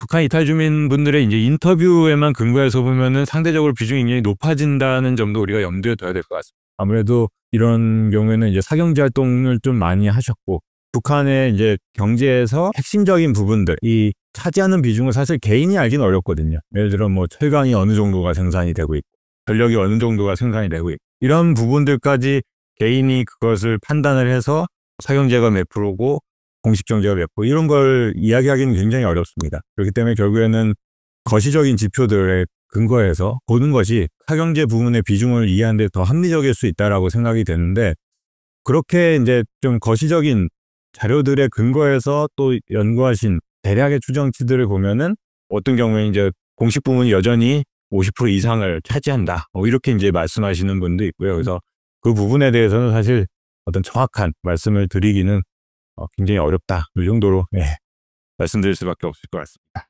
김시월 박사님께서는 오히려 안의 정보가 아니라 밖과 북한과 다른 나라의 무역을 보면서 북한 경제를 많이 연구하시는 분인데, 그 북한의 대무역 정보를 가지고 북한 내 경제 규모, 북한의 경제 상황, 이게 어느 정도 파악 가능한지요? 무역 규모가 가지고 이제 경제 규모를 1대1로 되는 건 아니죠. 우리나라와 같이 뭐 무역 규모가 경제 규모에 비해서 큰, 수출 수입이 되게 큰 국가 같은 경우에는 뭐 당연히 GDP에 비해서 무역 규모가 크고, 그렇지 않은 내수 중심의 국가들도 있거든요. 북한이 그럼 과연 어느 정도의 국가이냐라고 했을 때 이제 우리는 무역 데이터를 가지고 북한의 GDP를 이렇게 1대1로 할 수는 없을 것 같아요. 근데 우리가 북한의 무역 데이터라고 얘기하지만 북한은 실질적으로 무역 데이터를 발표하지 않고요. 사실 무역이라는 거는 상대방이 있기 때문에 상대방이 북한과 거래하는 거를 우리가 이제 거울 보는 것처럼 수출과 수입을 뒤바꿔서 이런 식으로 북한의 무역을 추정을 하는데, 그렇지만 이걸 가지고도 북한의 이제 전반적인 산업 구조를 파악할 수는 있습니다. 북한이 국제 무대에 어떤 상품을 수출한다는 거는 그 상품이 국제 무대에서 경쟁력이 있다는 거거든요. 그럼 그 말은 뭐냐면, 북한의 산업에서 어떤 상품이 가장 많이 수출되느냐를 통해서 북한의 산업 구조를 일정 부분 이해할 수 있을 것 같고, 그리고 이제 북한의 경제 규모를 파악하는 데 있어서 이제 다양한 대안 자료들이 있습니다. 그래서 경제 상황과 비슷하다고 밀접하다고 연관되는 지표들, 예를 들어서 어린이 영양 상태, 이거는 이제 당연히 소득이 높은 국가일수록 어린이 영양 상태, 아니면 모성 건강이나 이런 거에 대한 지표들이 좋게 나타나기 때문에 이걸 통해서 전 세계와 비교해 봤을 때 북한의 경제 수준이 어느 정도 되는지를 파악할 수 있고, 그다음에 북한 내부에서도 이제 우리가 쌀 가격, 환율 이런 얘기를 하지만 북한 내부에 있는 정보를 통해서 북한의 거시 경제가 얼마나 안정되어 있는지를 우리가 북한 내부 정보를 통해서 확인할 수도 있고요. 최근에는 이제 인공위성이라는 이제 자료를 통해서 야간 조도가 보통은 불빛이 많을수록, 우리가 유명한 사진이 있잖아요. 나사에서 찍은 한반도 이제 북한과 남한을 비교한 사진, 이런 걸 통해서 그걸 수치화해서 북한 경제 수준이 어떻게 변해왔고 다른 나라와 비교해봤을 때 어느 정도인지 이런 거를 하는 연구들도 있고, 최근에는 공기 오염물질들이 있잖아요. 공기 중에 NO2나 SO2 이런 것들이 우리는 나쁜 물질이야 하고 넘어가지만 이제 북한을 연구하시는 분들은 이러한 NO2나 SO2는 결국 산업 생산, 경제 활동에서 공장이 생산을 해야지만 나오는 것들이라고 한다면 이것들의 변화가 정말 북한의 산업 생산을 얼마나 잘 포착할 수 있는지 이런 연구들을 통해서 북한의 이제 뭐 산업 생산 규모 아니면 경제 규모 이런 거를 다른 나라와도 비교해보고 북한의 이전 시기와 지금 시기를 비교해보는 이런 연구들도 하고 있고요. 그다음에 이제 탈북자분들에 대한 연구를 통해서 탈북자분들 서베이를 통해서 북한이 예전에 비해서 지금 경제 상황이 어떻게 변해왔나. 한 예로 이제 예전에는 고기를 얼마나 자주 먹었느냐, 비중이 얼마나 늘어나고 있냐 이런 질문들을 통해서 북한의 경제 상황을 파악하려는 시도는 하고 있습니다. 예, 감사합니다. 자, 이제 북한 경제는 분명히 분기점이 와 있는 것 같아요. 예, 김시월 박사님, 북한 경제가 코로나 충격 그리고 북한 핵과 관련된 대북 제재의 충격으로 회복되고 있는 추세인가요? 아니면 지금 어떤 상태라고 보시는지요? 이거를 뭐 어떻다, 어느 수준이다라고 뭐 이렇게 단정지어서 말하기는 사실은 좀 정보가 제약이 많이 있는 것 같습니다. 특히 이제 코로나 이후에 우리가 확인할 수 있는 여러 가지 정황 증거들이 뭐 많이 단절되어 있는 상태인데요. 그래서 이제 제한적으로 말씀을 드린다고 한다면, 그러니까 대북 제재 이후에 가장 대표적으로 무역은 북한 수출의 90%가량이 줄었고 수입은 한 3분의 1가량 제재가 금지하고 있는 게 줄었는데, 대북 제재로 인해서 이것보다 더 줄 수는 없다. 이게 북한이 할 수 있는 최소한의 무역 수치다라고 했는데 그거에 비해서 더 극단적으로 줄었습니다. 거의 수출과 수입 거의 끊긴 상태에 있다가 한 2년 정도 육로 국경이 막혀서 해상으로만 왔다 갔다 했고, 그 해상에서의 교역조차 코로나 바이러스가 퍼지는 걸 막기 위해서 남포항에 뭐 2주간 물건을 쌓아놓고 2주가 지나서야 다시 들이고 온다. 이런 식으로까지 북한 당국이 어떻게 보면 전 세계에서 가장 방역을 강화했던 국가 중에 하나인 것 같습니다. 그래서 거의 2년이 넘게 국경을 아예 인적 왕래와 물적 왕래를 거의 극단적으로 줄였고요. 그러면서 아까 말씀드린 것처럼 대북 제재 직후에는 북한 주민이 체감하지 못하던 경제 상황이 코로나 이후에는 정말 너무 힘들다라는 상황까지 북한 주민이 체감하는 경제 상황이 매우 악화됐다라는 게 이제 2022년까지의 모습이었던 것 같고요. 지금 2023년, 2024년 되면서는 무역액은 지금 수출은 코로나 이전 상황을 회복을 했습니다. 근데 수입 같은 경우는 아직 코로나 이전을 회복하지 못했고, 북한 주민들이 수혜나 여러 가지 것들이 있지만 올해 식량 생산이 어떻게 될 거냐. 예측하기로는 그래도 평년 이상인 것 같다. 곡창세대는 이제 수해 피해를 많이 입지 않았다라고 해서 올해의 식량 생산량은 상당히 괜찮을 것 같다라는 게 있었고, 또 우리가 전혀 예상하지 못했던 이제 러시아 우크라이나 전쟁으로 인해서 북한 경제가 아마 전 세계에서 특수를 누리는 국가 중에 하나인 것 같아요. 뭐 최근에는 이제 북한군이 이제 전쟁에 파병까지 갔다 이런 얘기까지 나오는데, 이로 인해서 북한 경제 상황이 당연히 좋아지는 거겠죠. 그래서 아마 우리가 통계로는 잡을 수는 없지만 러시아로부터 받게 되는 이제 식량이나 아니면 에너지 같은 것들이 당연히 북한 경제 상황에는 플러스가 될 것이기 때문에 지금은 이제 코로나 2023년, 2021년, 22년의 최악의 상황은 벗어나서 2023년, 4년을 거치면서 무역도 코로나 이전으로 돌아가고 제한은 있지만, 그리고 이제 러시아 우크라이나 특수로 인해서 북한 경제 상황은 이제 최악의 상황 벗어난 것 같다라는 게 전반적인 의견인 것 같습니다. 지금 북한 경제의 역사를 바라보면서 만약 그 홍재원 박사님께서 지금 김정은 정권이 국가 경제와 사적 영역을 관리하는 모습을 보면 지금 김정은 정권은 방향이 올바른 방향에 와 있는 건가요? 아니면 뭔가 퇴행적이라고 할 수 있는지요?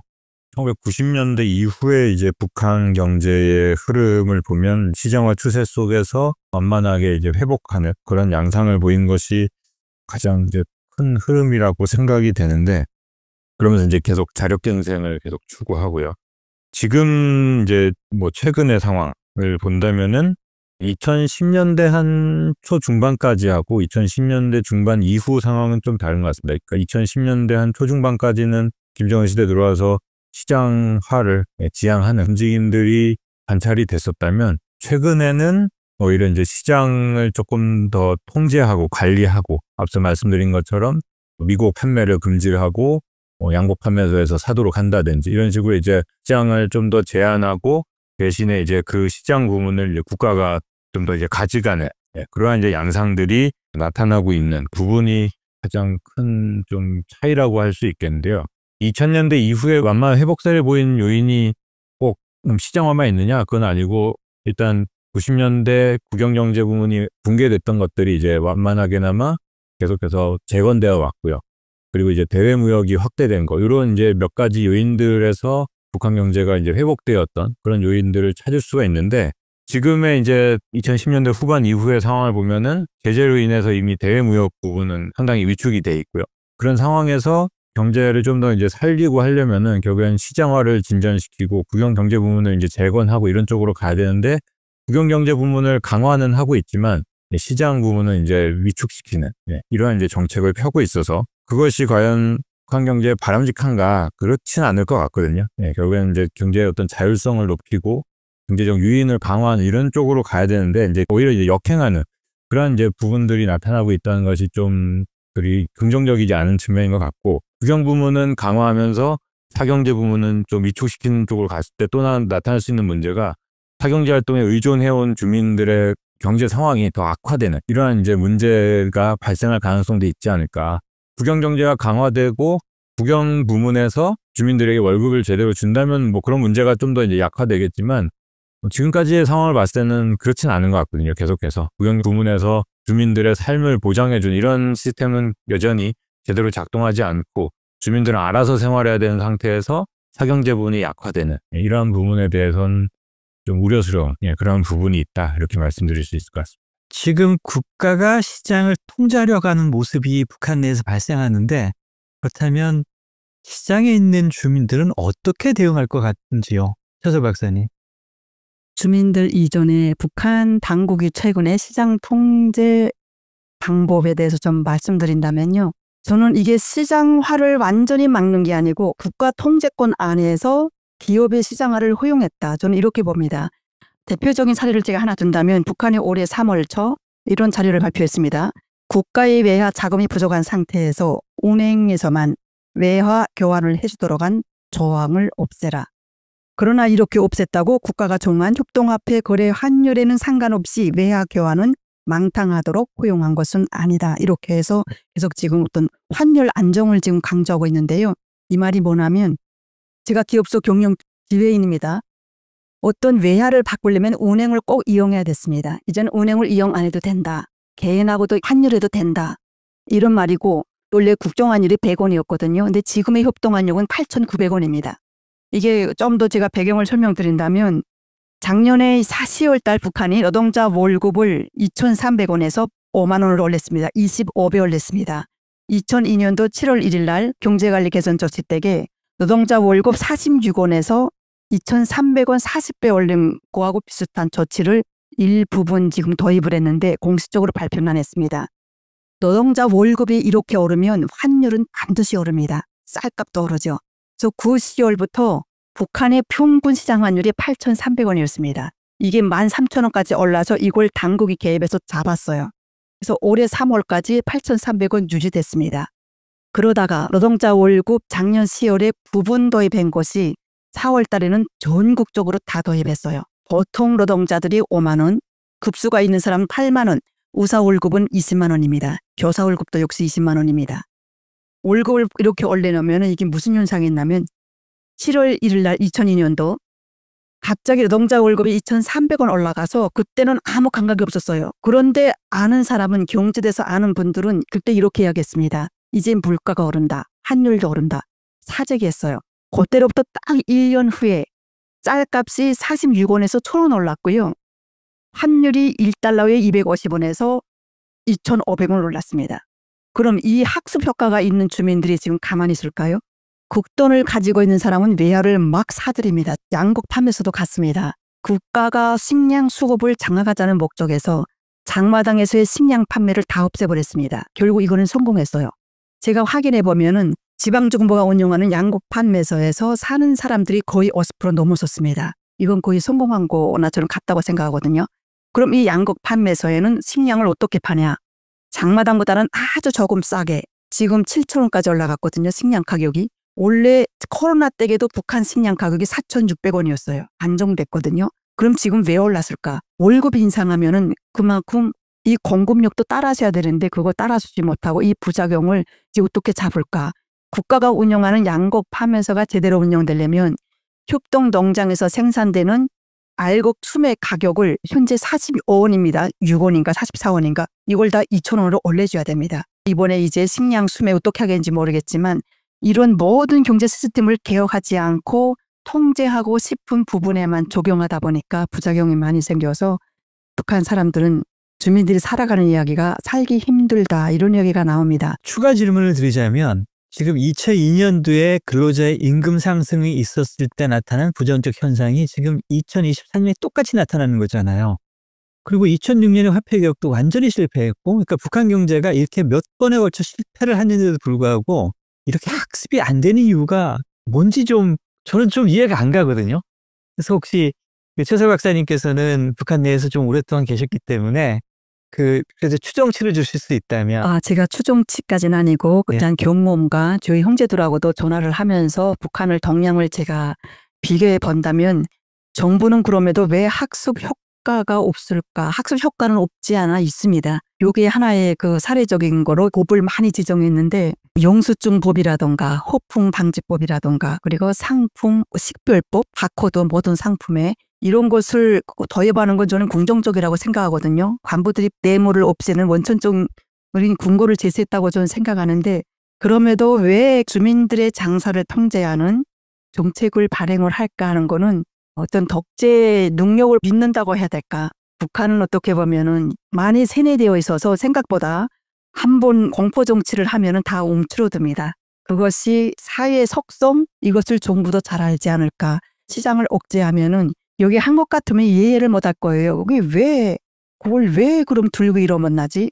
들고는 못 납니다. 나 하나 죽는 게 아니고 연자제로 다 죽기 때문에 그냥 수긍할 수밖에 없고 오히려 또 다른 방식은 무대응으로 그냥 참고 돈을 장롱에 놓고 때를 기다리는 이런 상태로 대응을 하는 상태가 전반적인 것이어서 정부가 왜 이런 효과가 있음에도 자꾸 실행을 할까? 앞으로도 저는 더 실행할 거라고 보고요. 이런 것이 사회적인 어떤 효과가 있으려면 저는 외부에서 밀어주는 이런 좀 물리적인 효과가 좀 필요하다고 저는 봅니다. 감사합니다. 이제 북한의 미래를 한번 가보고 싶습니다. 지금 현재 상황을 딱 보면 대북 제재가 약화됐고 북러 밀착으로 해서 기회가 만들어진 것 같고 뭔가 이렇게 외부적 요인에서는 북한한테 기회 창이 열리는 듯 보이는데 지금 세 분 박사님께서는 공통적으로 북한 내부에서 있는 문제는 아직도 해결되지 않고 지속되고 있는 모습을 보입니다. 지금 밖을 바라보면 뭔가 기회가 생기는 것 없고 안을 바라보면 아직도 답이 안 나오는 이런 상황인데 북한 경제의 미래에 대해서 어떻게 생각하시는지 우선 최설 박사님 의견을 주시기 바랍니다. 예, 이게 쌀 고추장인데요. 앞으로 북한 경제를 어떻게 예측을 할까? 제가 다른 말씀 못 드리겠지만 최근에 나오고 있는 1차 식품을 제가 본다면 쌀 고추장 여기에 밑에 생산한 식품 공장이 일반 식용 공장입니다. 지방 2020 발전 정책 내놓지 않았습니까? 자기네 기업이 알아서 자력 갱생을 해서 공장 기업 노동자들을 먹여 살리라. 그러니까 상품을 어떤 걸 생산할 거냐. 가장 많이 대중적으로 소비되는 제품을 저마다 생산하자니까 고추장과 된장 그리고 간장이 가장 많겠죠. 그러면 똑같은 된장을 만들면 팔리지 않을 겁니다. 이렇게 차별화 정책을 한 겁니다. 같은 국영 기업끼리도 이제는 상품 경쟁이 시작됐다. 요게 재미있는 것이 보면은 건강은 밥그릇 밑에 일종의 광고죠. 광고 별게 아닙니다. 사회적 광고 이렇게 재밌고 아주 담백합니다. 제가 말씀드린 것처럼 바코드가 필수입니다. 바코드가 없으면은 상품을 팔지 못합니다. 기존에는 이 바코드가 박힌 상품은 어디서만 팔았냐면 평양 강북백화점, 낙원백화점, 대성백화점, 특권층이 이용하거나 평양에서만 이용했던 이런 상점에서만 바코드를 이용했기 때문에 이런 바코드를 넣었다는 상품은 가격이 비쌌습니다. 국가에서 상업망을 통해서 공급하는 국정가격이 아니란 말이죠. 그래서 국가에서는 이렇게 특별히 바코드가 박힌 상품을 관리하는 자금 흡수망은 따로 관리했는데 이제는 모두 다 이렇게 바코드를 이렇게 박도록 함으로써 국가가 유일적으로 상품을 관리하고 어떻게 자금이 흐르냐 그리고 소비자 행태까지도 한 번에 파악할 수 있는 그렇게 획일적인 기획경제들은 좀 벗어나려는 고민이 제가 보인다고 보고 있고요. 특히 이번엔 과자를 좀 예를 들겠습니다. 이게 과자인데요. 이건 원산에서 생산한 겁니다. 똑같은 과자를 생산하면 팔리지 않습니다. 과자가 좀 거의 30개 남습니다. 제가 한 봉지 제가 사서 보니까 리진 과자입니다. 리진 다 아시죠? 뭔지. 키크기 약이죠, 이게. 네, 한때 70년대 북한이 그래도 그나마 경제가 잘 돌아갈 때는 키크기 사탕, 콩알 사탕이라고 학교에서 한 주씩 내줬어요. 근데 그게 다 끊기고 최근에 2020년대에 들어와서 국영 기업이 시장 가격으로 판매하는 리진 과자가 이렇게 낱개로 등장했습니다. 기존에는 1kg 포장이었던 것이 이제는 100g 낱개 포장입니다. 돈이 없어도 하나씩 사서 소비가 가능하도록 대중 소비를 유인하는 것이 아닌가. 이것도 역시 초콜릿 과자입니다. 초콜릿 과자가 가장 비싸죠. 이거는 좀 고소득층을 겨냥한 것이 아닌가. 그리고 닭고기 매운맛 과자도 있습니다. 네, 닭고기 매운맛 과자. 이게 뭐 치킨도 아니고 그만큼 맛의 다양화, 소비의 다양화, 상품의 다양화가 김정은 정부가 시도하고 있는 경제 정책의 일면이 아닐까. 네, 뭔가 변화는 분명히 일어나는 것 같습니다. 김기철 박사님, 그럼에도 불구하고 북한 내의 기술, 자본 부족은 여전히 해결되지 않잖아요.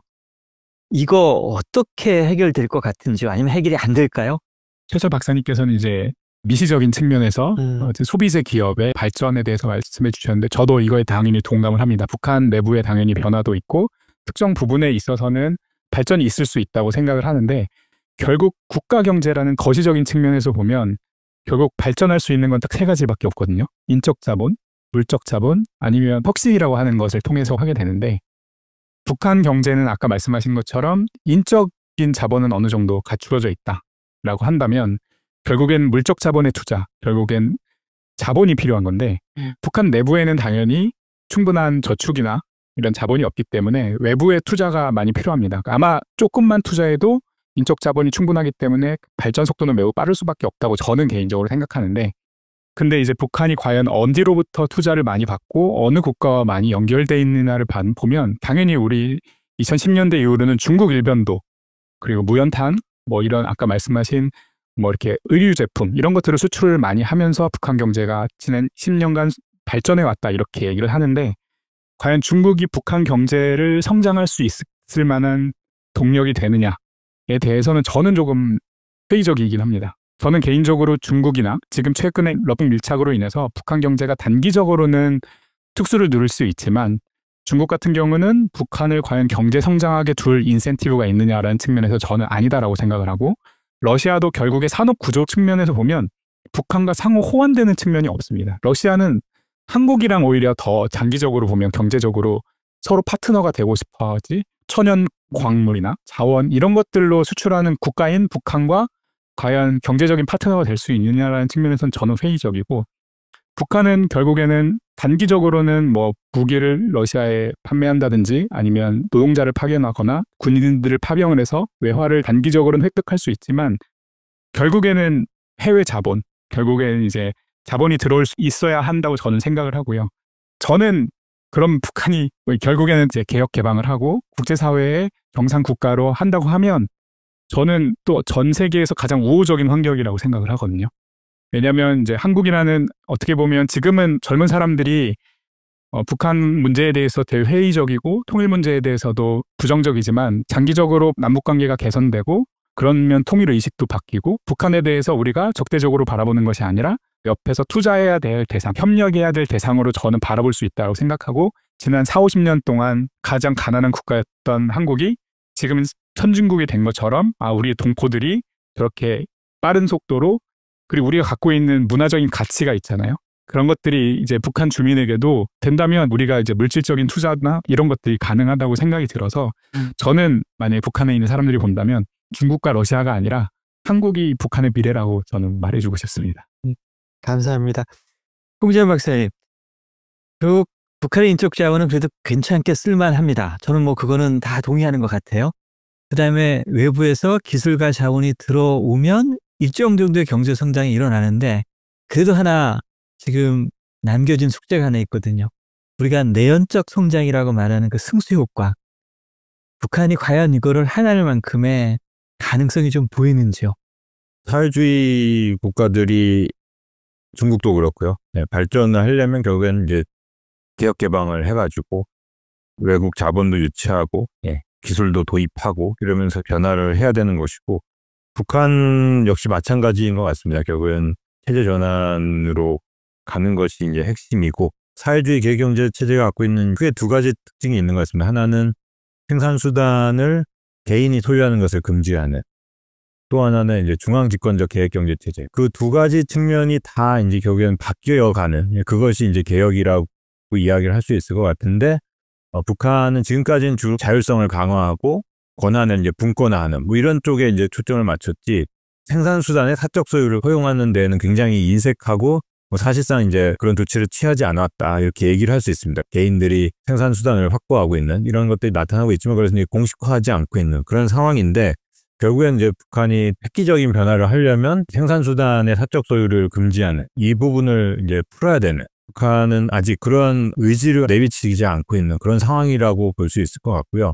중국 같은 사례를 보면은 중국도 80년대 말 90년대 초 이때 가면은 사적 소유를 허용하는 쪽으로 점진적으로 또 나아가면서 이제 90년대 중반 이후엔 그런 것들이 더 이제 강화되는 그러면서 이제 경제가 발전할 수 있었는데 굉장히 소극적이었거든요. 처음에는 이 사회주의 국가들은 이 생산수단의 사적 소유를 허용하는 것을 생산수단을 이제 사회적 소유를 사회주의 최후의 보루로 생각해서 그것을 최대한 미루려고 하는 그런 이제 성향이 좀 있는 것 같은데 북한도 지금 이제 그런 성향이 계속 있는 것 같고요. 제 생각에는 이제 결국엔 지금과 같이 계속 중앙집권적 계획경제를 풀어가는 정도로만 가서는 계속해서 뭐 완만한 수준의 성장에 그칠 수밖에 없을 것 같고 결국엔 경제적인 유인을 강화시켜 줄 수 있는 그러한 생산수단의 사적 소유 허용 이것이 북한 경제가 본격적으로 발전하는 데 있어서 가장 이제 큰 관건이지 않나. 그래서 이제 그것과 개방을 통해서 어떤 투자가 많이 들어오는 이런 것들이 이제 결합한다면 북한 경제가 충분히 성장할 수 있지 않나. 그렇게 생각이 듭니다. 예, 감사합니다. 이제 마지막 핫토픽으로 왔습니다. 지금 러시아 우크라이나 전쟁이 북한에게 기회의 창이 돼버렸습니다. 북한의 군수산업이 이미 벌써 호황을 맞이했다라는 그런 얘기가 있습니다. 북한의 군대도 참전을 했습니다. 참전 군인을 통한 경제력이 분명히 있을 것 같습니다. 어쩌면 이 전쟁이 끝나고 난 후에 북한에서 전후복구 사업에 대규모 인력이 파견될 가능성이 큽니다. 러우 전쟁이 북한한테 가져줬던 경제적 효과가 어느 정도인지 그리고 앞으로 이것이 북한 경제의 미래에 어떤 영향을 미칠지 지금 아주 넓은 열려진 질문들이 있는데 열려진 질문에 대해서 각자 뭔가 생각하신 분이 있을 것 같아요. 그래서 세 분의 전문가께서 이 러우 전쟁과 북한 경제의 두 개의 조합에 관련돼서 어떤 의견이신지 좀 주시기 바랍니다. 최설 박사님부터 시작해 주시면 좋겠습니다. 그래서 말씀드린다면요. 러시아 우크라이나 전쟁에 파병된 정말 파병이 되어 있다면 그 인력당 받는 그 비용을 국가 경제에 그대로 사용하시면 어떨까. 그 사람들이 어떻게 죽어올지 살아올지는 누구도 담당 못하기 때문에 그래도 한국이 한때는 베트남 참전으로 국가 경제에 많은 성장하는 데 영향을 끼쳤듯이 김정은 정부도 러시아 파병이 그치지 말고 경제 발전의 한 성장 동인으로 활용해 주셨으면 하는 지원을 드립니다. 홍지아 박사님. 일단은 뭐 경제 협력의 구체적 내용이 아직 명확지 않기 때문에 평가하기가 좀 어려울 것 같은데 당연한 얘기지만 단기적으로는 긍정적인 영향을 줄 수밖에 없을 것 같고요. 특히나 문제가 되는 거는 제재 무력화 어느 정도 이제 되느냐. 제재의 핵심은 수출을 막아서 이제 외화 수입을 막는 거기에 이제 좀 강점이 찍혀져 있는데 수출 감소로 인한 외화 소득의 감소를 이 러시아와의 관계를 통해서 어느 정도 이제 북한이 극복할 것이냐. 그것이 상당히 중요한 문제가 되지 않을까 그렇게 생각이 되고요. 어제 뉴스에서는 1인당 월 2,000달러? 그런 얘기가 나오더라고요. 10,000명이 간다고 치면 1년에 한 2억 4천만 달러 정도 됩니다. 파병만으로 본다면 10,000명으로 봤을 때. 북한의 수출 규모랑 비교해보면은 사실 제한적이긴 합니다. 북한의 수출이 감소한 규모랑 비교해보면은 아주 크진 않지만 또 그 이외에 무기 수출도 있고 또 어제 뉴스상으로는 10만 명 정도를 노동력을 파견하는 거에 대해서도 러시아와 합의가 이루어진 것으로 보도가 있었는데 그런 부분들까지 이제 추가가 된다면 북한 경제에 상당한 이제 도움이 될 수 있기 때문에 그것이 제재의 무력화 이런 쪽으로 갈 수 있는 그런 부분들에 대해서 우리가 이제 어떤 대책을 세울 것이냐 이런 것들이 상당히 중요할 것 같고요. 다만 장기적인 관점에서 본다면은 북한의 선택이 바람직한 것이냐 지금 보면 이제 북러 밀착에 대해서 중국은 좀 부정적인 반응을 보이고 있는 상태고 기존의 북중 관계가 북러 관계 속에서 위축이 되는 그러한 상황들이 초래될 수도 있는데 그것이 과연 북한에게 장기적으로 도움이 되는 선택인가? 그 부분은 사실 좀 의문스럽습니다. 김규철 박사님. 이게 사실은 북한과 러시아가 경제적으로 협력할 수 있는 상품이라는 측면에서 보면 많이는 없는 것 같습니다. 보통 이제 러시아가 수출하고 있는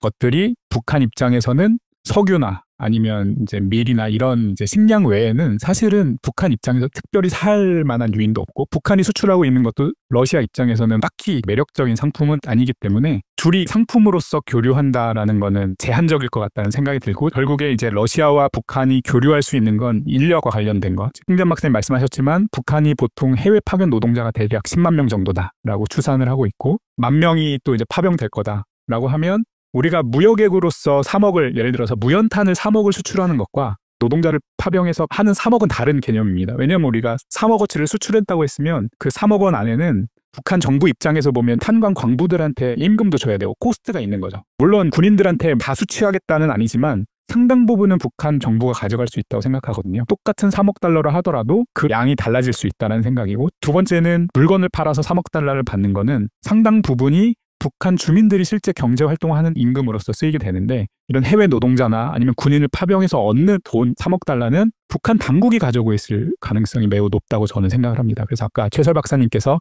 이게 단순히 우리나라 예전에 이제 베트남 파병했던 걸 우리나라 경제발전에 썼던 것처럼 북한 당국이 써줬으면 좋겠다라고 당부를 하셨던 것처럼 일반적인 상품 수출입과는 좀 다른 개념이라고 저는 생각을 합니다. 북한 당국이 갖고 있는 외화를 줄이는데 노력을 하면서 북한 주민들의 경제 생활에는 나쁘진 않았으면 좋겠다라고 하는 게 제재의 일반적인 목적이라고 한다면 해외 파견 노동자나 아니면 파병으로 인해서 벌어들이는 북한의 외화는 우리가 생각하는 제재에 완전히 정반대되는 개념이라고 할 수 있겠죠. 북한 주민의 실생활에는 크게 도움이 안 되면서 우리가 달성하고자 하는 목적은 오히려 악화되는 상황이라고 할 수 있고요. 이게 사실 지난 6월에 이제 러시아와 북한이 이제 새로운 조약을 맺었잖아요. 거기에 우리는 군사적인 내용, 그다음에 경제적인 내용, 협력 이런 것만 관심을 뒀었는데 실제로는 사법제도 교류 협력에 대한 얘기가 있어서 장기적으로 곧 있을 노동자 파견에 대해서 이탈했을 때 이제 러시아가 북한 사람들을 어떻게 단속하고 이런 거에 대해서도 이미 법적으로 끝내놨다 이런 해석도 있더라고요. 갑자기 된 게 아니라